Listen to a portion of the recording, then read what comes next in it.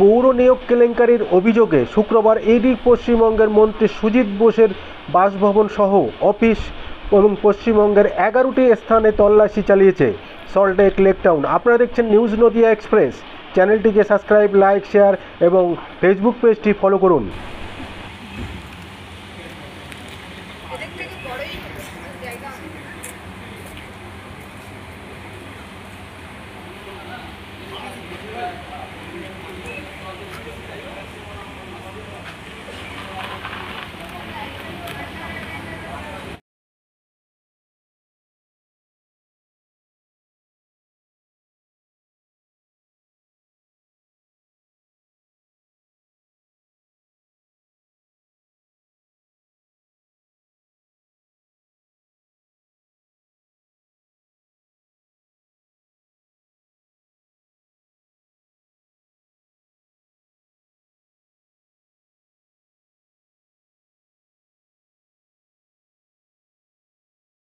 যেই 26-এ আবার সেই ইডি সব জায়গায় আপনার ঘনিষ্ঠদের বাড়ি, আপনার সল্টলেকের অফিস, আপনার চার্টার্ড অ্যাকাউন্টের বাড়ি, এটা কি হচ্ছে দাদা?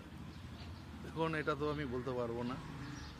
তার কারণ হচ্ছে ওরা প্রত্যেকবারই এটা করে। ইলেকশন যখন আসে তখন বিশেষ করে যারা পার্টিতে অ্যাক্টিভলি কাজ করে তাদের বাড়ি, অফিস এসব জায়গায় যায়। আজকেও আমার অফিসে গেছে, রেস্টুরেন্টে গেছে, তা গেছে, ওরা ওদের কাজ করছে, করুক। আর কি বলা যাবে ওদের? হ্যাঁ, নিতাইয়ের বাড়িতে গেছে। কেন, মানে আপনার অ্যাসোসিয়েটরাই বারবার এরকম ভাবে টার্গেট হচ্ছে কেন?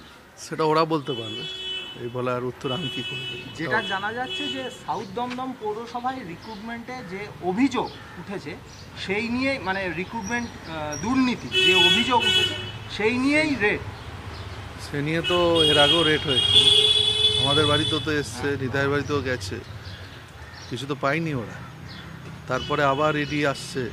এটা মনে হয়তো এটা টার্গেট করছে এই জায়গাটা, বিশেষ করে এই জায়গায় ওদের লোকজন কিছু নেই, রাজনৈতিকভাবে এটা আক্রমণ হচ্ছে। না, পুজোর আগে যেরকম মহালয়া, তেমনি ইলেকশনের আগে তার মানে কেন্দ্রীয় এজেন্সি তাহলে ফিক্স হয়ে গেল। আপনারা বুঝতে পারছেন, আমার থেকে আপনারা বেশি জানেন, আমিও জানি কেন এটা হচ্ছে, সেটা বুঝতে পারছি আমিও। ঠিক আছে, ওদের কাজ ওরা করুক, মানে দুর্নীতিটা, ওদের কাজ ওরা করুক, আমাদের কাজ আমরা করব। দুর্নীতিটা যখন হয়েছিল তখন অভিযোগ আপনি ভাইস চেয়ারম্যান ছিলেন। ছাড়ুন না, সে তো দুর্নীতি অনেক কিছু বলেছে, প্রমাণ থাকতে হবে তো। আমি আপনার নামে বলে দিলাম দুর্নীতি করেছে, আর এখানকার মানুষ জানে সব থেকে বেশি, আমার সার্টিফিকেট এখানকার মানুষ।